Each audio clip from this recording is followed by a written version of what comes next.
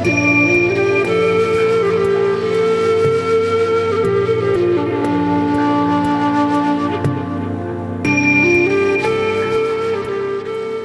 on the Anxiety Slayer podcast, Ananga and I are sharing tips from Ayurveda, India's ancient science of life, on how to calm your anxiety in the summer heat. Welcome back to another episode, Ananga. Hey, Shan. It's so good to be with you. And as we're speaking today, you are in the midst of some pretty sweltering summer heat. We are in the UK. We're having quite a stint of relentless heat, having to make some adjustments to keep comfortable. And a lot of those adjustments are Ayurvedic, for which I'm very, very grateful for that information. And summer anxiety is different than the anxiety that we experience the other seasons of the year. How so? The heat brings a different influence on our body and on our mind. When we heat up, we can feel a certain type of anxiety that's quite restless and often frustrated, self-critical. That's what the heat brings. It brings up that fire, that pitta energy. And we have a tendency to do it to ourselves as well, to turn in on ourselves and be frustrated.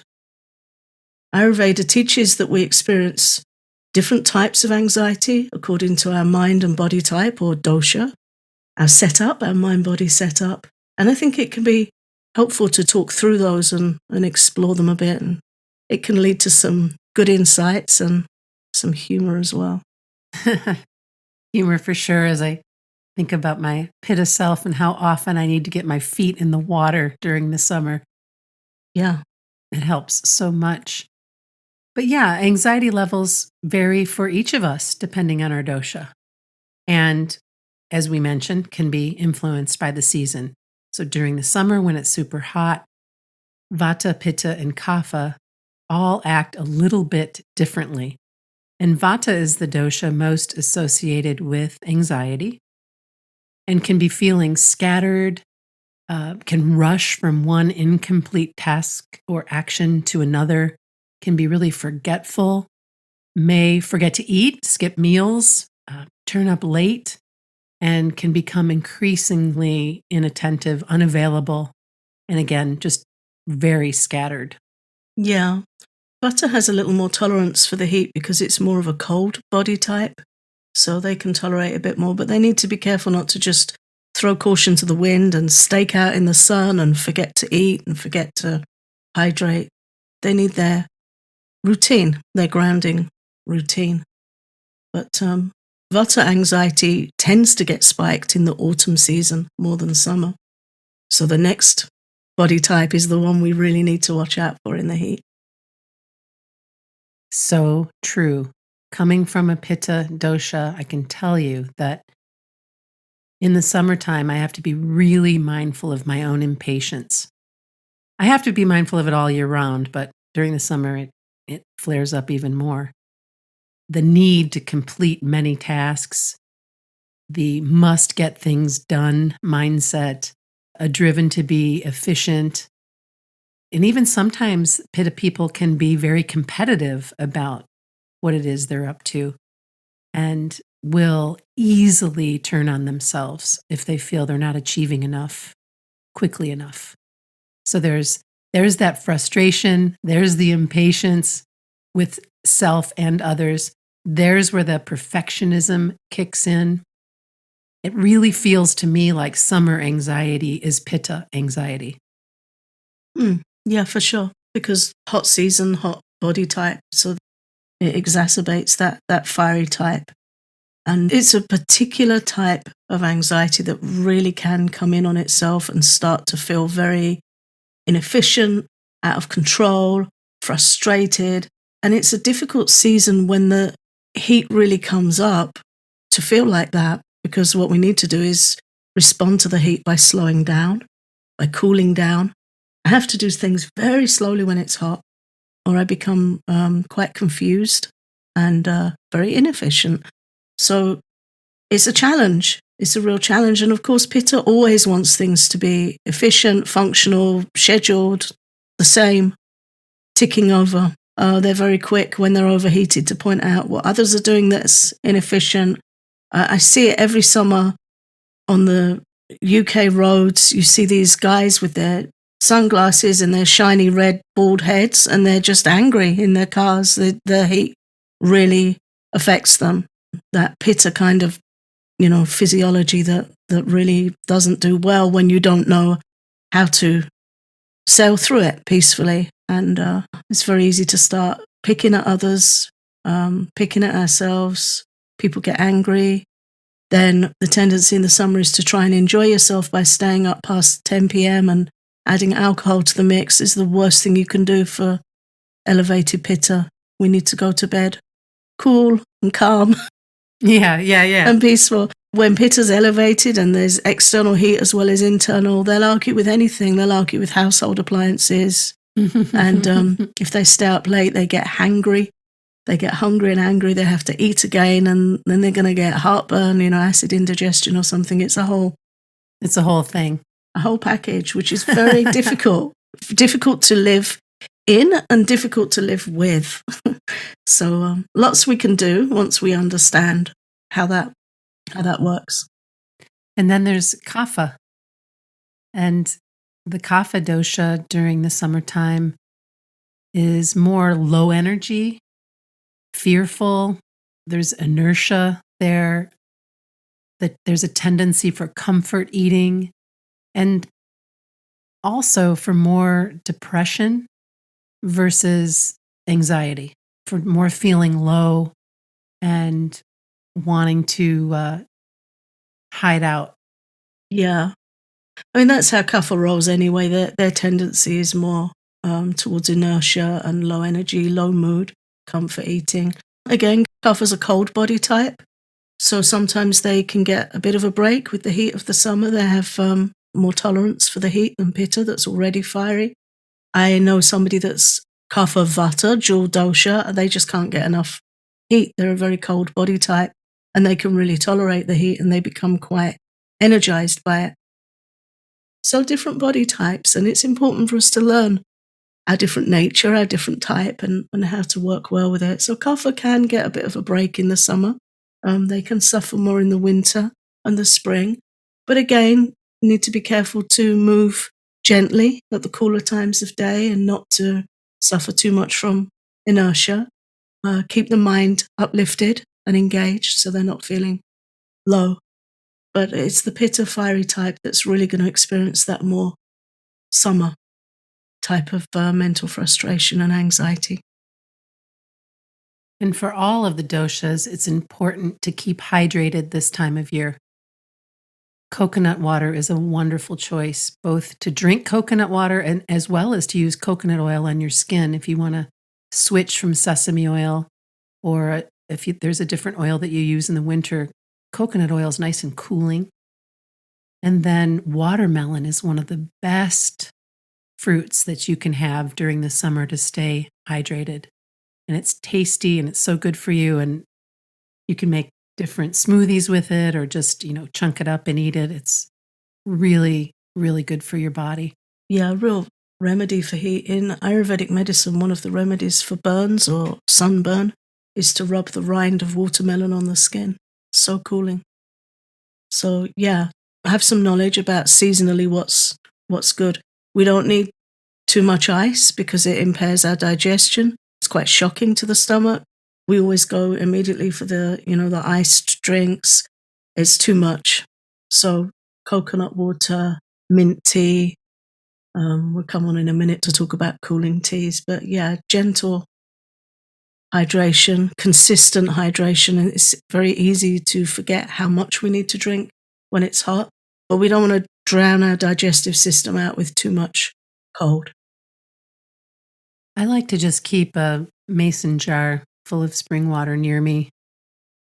I just like to have it there so that I can see it and it reminds me to stay hydrated. And I've had really good success with that, just keeping one full, keeping a glass full and around, and doing the same thing with tea or whatever else I might be drinking. But mostly spring water is, in the summer, visible and something that I'm sipping on all day long. Yeah, and that's really the Ayurvedic recommendation, is that we sip regularly, not that we're taking big glasses of iced water. I have a copper flask that I keep by me. I think it holds a litre. So fill that up first thing in the morning and have that by me to remind me. And it keeps the water cool, not cold, but it's pleasantly cool. Hmm. Lid on it, so it keeps it clean, and that works for me. Yeah, whatever works to just remind us to keep sipping something. And if we're feeling anxious, we can add rescue remedy to our water for some extra support. I added some natural calm to my water this morning because I woke up just feeling a little twitchy and was really grateful to have that option and to remember how helpful and supportive just a teaspoon is with a glass of water. So natural comes the magnesium supplement. Yes. Yes, thank you. Yeah, in the heat we can be perspiring more and we're losing more trace minerals from the body. So sometimes we need that extra support. This is also the time of year to avoid hot and spicy, pungent foods. We want to stick away from things that are oily, salty, citrusy, or sour. We want to stay away from caffeine and alcohol as much as possible. For the reasons that you mentioned earlier, alcohol is like pouring gas on a fire, especially for Pitta people. And you taught me, Ananga, that in India, alcohol is referred to as a hot drink because of its fiery nature and effect.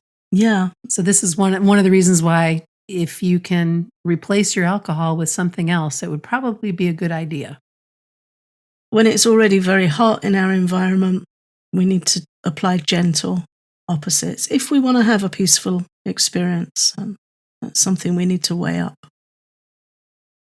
And you also want to keep your diet very light and very cool and simple during the summer months.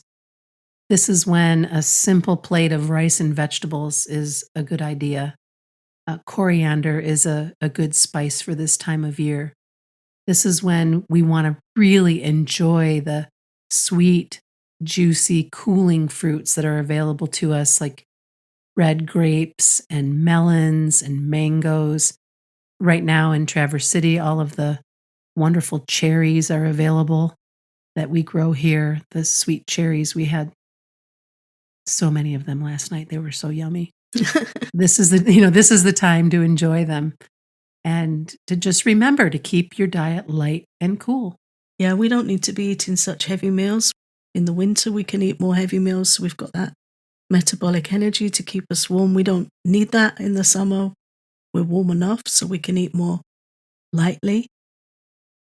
And nice to take advantage of seasonal. Local is always best if we possibly can. Sometimes I'm concerned that my contents of my fridge have racked up more air miles than I ever will in this lifetime. I find that really quite concerning. I'm always looking for more local, organic produce and would dearly love to grow more of my own as well. But look for what's seasonal: zucchinis, summer squashes, summer greens. Ayurveda teaches that the property of greens available changes according to the season. In the winter, they're slightly heating, the sort of greens that are seasonal in the winter. And in the summer, they're slightly cooling, which I think is just such a beautiful reflection, such a beautiful gift from nature to think on that. So yeah, juicy, fresh, simple, good opportunity to really take care of our digestion and our nutrition and lighten up our diet a bit. And then there's our favorite cooling teas when you want to have a little bit more than your coconut water or spring water. And right now, my garden is overflowing with mint, both spearmint and peppermint. I know that you love fennel tea. I love rose tea. Coriander is also a good one. These are all really cooling teas, and they taste so good. Yeah, really soothing. My daughter loves jasmine green tea in the summer. I think she has some jasmine and rose at the moment that she's trying. I just treated myself this morning to some more green tea with Moroccan mint. Mint's really good. It helps keep the heat out of the stomach that can lead to increased acid or acid indigestion. Mint and fennel, very good for that. Yeah, rose is just wonderful, very supportive to the heart, very cooling to the emotions. Saffron also good for the heart, good for anxiety. Nice, gentle, cooling teas. I just made some rose and frankincense spray to spray on my face. Every year I do that with the roses in my garden. And this year, since the chickens next door ate all of the rosebuds, my pitta can really get going about that. I found some beautiful roses that I could use to make it. Anyway, similar style, beautiful fragrance, and then just let them sit in the window in some spring water when it was really hot for a couple of days, and then strained that out and added a couple of drops of Frankie, and then put it in a spray bottle and keep it in the refrigerator. And it feels so nice to spray that. And you can, of course, buy that. There's places that will, but I like to make my own. Yeah, it's so nice to make your own things. Are you going to spray the chickens? No, I just kind of gave them the middle finger and told them to stay away from my roses. But you know, it's very funny that you should mention the middle finger. There's an Ayurvedic joke that the middle finger is the fire finger. Ah, no way. Each digit is related to an element, and the middle finger is the fire finger. That's so funny.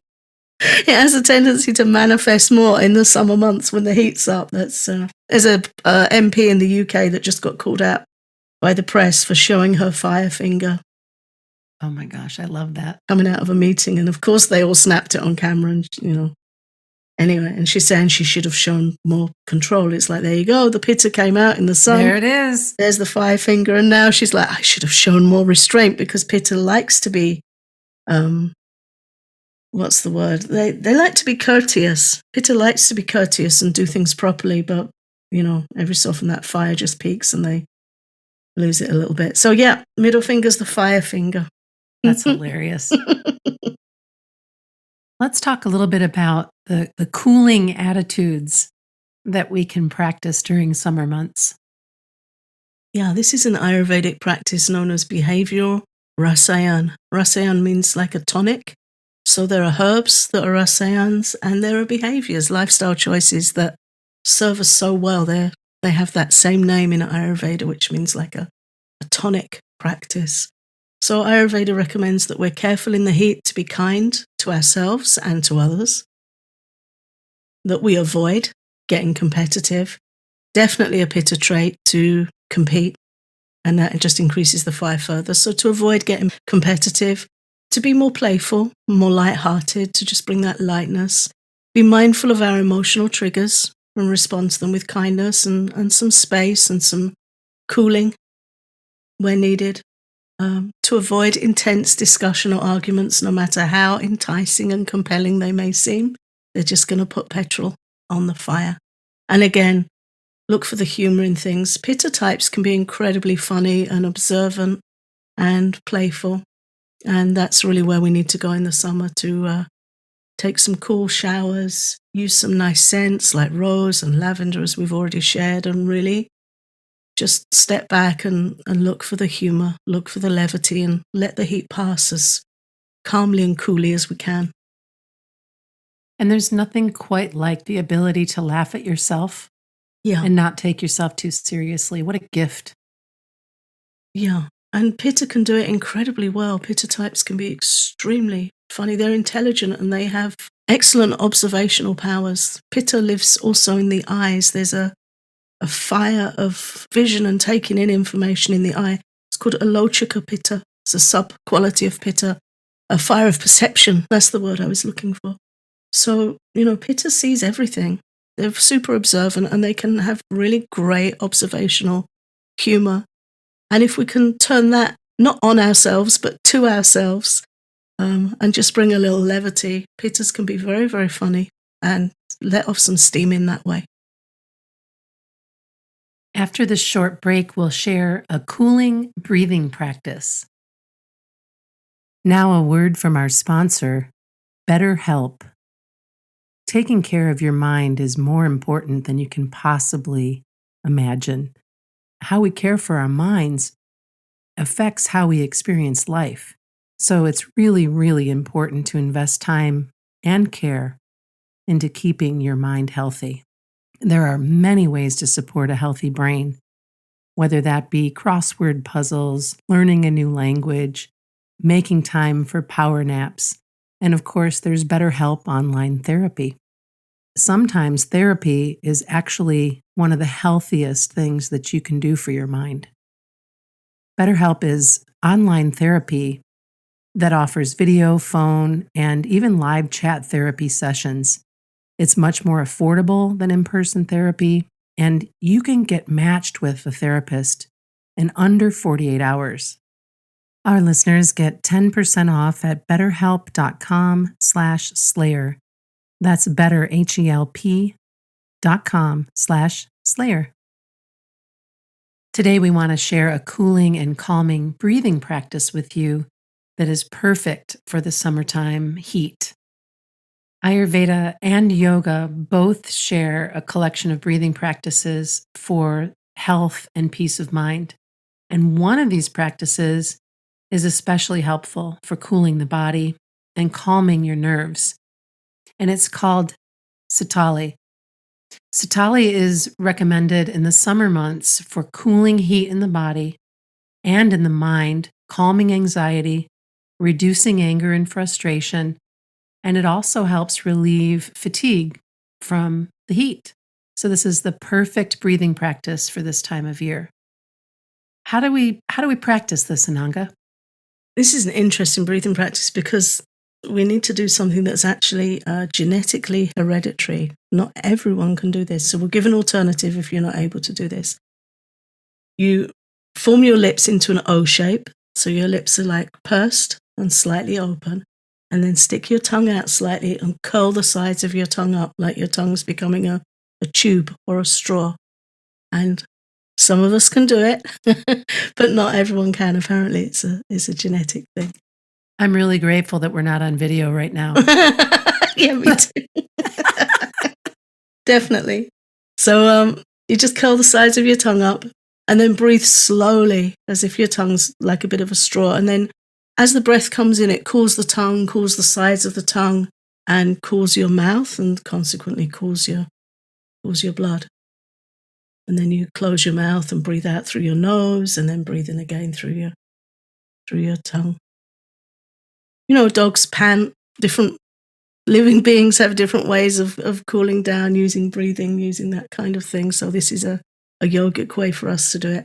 If you can't curl your tongue up, you can just put the tip of your tongue behind your top teeth, as if you're saying the letter L, and breathe in through your slightly open teeth, and then just let the air go over the base of the tongue. And just breathe in really slowly and feel that cooling effect. It's very calming, very good for calming the heat down in the body, but it also calms the nerves as well. And I can see, I've done both, and I can see how they both are quite cooling. So not to worry if you can't curl your tongue up. Yeah, just to allow that cool air to come in and breathe out through your nose, and do that for a couple of minutes. You can do it a few times a day for a couple of minutes to just feel calm. It's really helpful in the heat to stop the heat accumulating. Sometimes we might need to take an extra cool shower or do this breathing practice a little extra. Take the steps and measures we need to stop the heat building and building in the body so that we can feel more calm and able to do what we need to do. And if you can, do it with a friend, because then you can add humor to the cooling breath as well. Plenty of humor with that one, yeah. And we can't talk about summer without inviting you all to spend time in nature. It's such a beautiful time of year. And I realize that moving your body at the high point, a high heat point of the day is not ideal. But if you can move your body early in the morning or in the evening after dinner, anytime it's cool or cooler during the time of the day that you can get out is better. That's what you want to look for. The heat of the midday, pitta, peaks at noon. It peaks again at midnight, another good reason to be resting by midnight. So yeah, take advantage of the early morning. I'm walking before breakfast, really early in the morning at the moment, and again later in the evening, because it's challenging. We don't want to move in the heat. We'll say, oh, it's just too hot. It's too hot to move. But also we don't want inertia, because inertia really affects our mind and really affects us anxiety. So pick those cooler spells of the day. And if you can, get yourself to a body of water, whether it be a stream or a lake or a pool. And even if you just get your feet in, it makes such a big difference. I mean, swimming is even better. If you can go swimming, do it. But if you just get your feet in the water, it makes such a difference. I'm so grateful to be close to Lake Michigan and to be able to do that whenever I feel like I need to cool down. Yeah. Or if we don't have that facility, we can take a cooling shower or a cooling bath with some lavender oil. Maybe make an oat bag and run it under the tap, so that we're naturally having that kapha energy of oats, very soothing, very smooth and moisturizing to the body. A nice cool oat bath or a salt bath with some lavender oil, and just allow ourselves to sit, not too cold, but pleasantly tepid, so that we can cool our blood down. And that's also a place you can do a guided relaxation or some breathing practice. And on the day that we're recording, it's the full moon. This episode will come out 2 days after today. So we'll still be in that full moon window. And it's a good time to stand outside under the moonlight and just take in the beauty of the moon and take some deep cleansing breaths. Feet on the ground, face up to the moon. Yeah, moonbathing, stretching, breathing. It's that cooling moonlight, the opposite energy to the sun, to help us balance out. Yeah, great to take that opportunity. And we also invite you to take mindful breaks in the summertime that will help you kind of step out of that cycle of rushing and doing and to-do lists, which create worry sometimes, which can easily get you into a flare-up of anxiety. Carve out time to breathe. Carve out time to rest, even a 15-minute break. I've noticed just taking a half an hour in between projects or clients to get up, to get outside, to get grounded, or to get to the water if I can, whatever it is to help me just take a little bit of a break because of that fiery pitta mind. If you have that going on, it will really make a difference for you. Yeah, and if we can see it as an investment rather than stepping down from productivity, to understand that we'll function better when we do take those breaks and when we stop the heat just building and building, that we can gain some clarity and come back with increased efficiency, but kindly, not making it a big thing. And if we have the luxury of adjusting our work schedule to work earlier in the morning when it's still cool, or best not to work late into the evening because that can elevate pitta, but we might choose to start earlier in the day, or just schedule our day that we can have cool off breaks and then get back to work, and just see what we need to do to work with what's happening rather than trying to push through it. Well, I think we've covered quite a bit today in our quest to calm anxiety in the heat of summer. We really, really appreciate you listening in. And we did want to let you know that we just surpassed our 10 millionth download. Quite a milestone for us, and you make it possible. Thank you so much for listening to Anxiety Slayer and making us one of the top resources for anxiety relief. If you love our podcast, please share it with a friend, and be sure to visit our Patreon at patreon.com/anxietyslayer if you want to support our show and receive over 100 downloads with regular weekly patron updates. Thanks again for listening.